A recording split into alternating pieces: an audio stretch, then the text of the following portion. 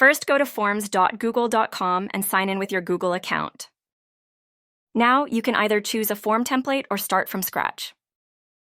To start from scratch, click here. Now, add a name and description to the form. After that, you can format the description using these options. Next, add questions and answer formats for each one. You can choose between multiple options to specify the answer format based on your needs. To add more questions or fields, click on the Add button.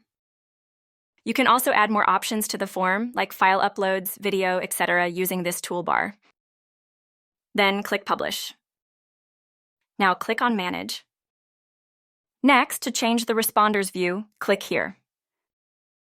Now change it to anyone with the link. After that, click on Done. Now click again on Publish. Once done, click on the Copy Form Link button.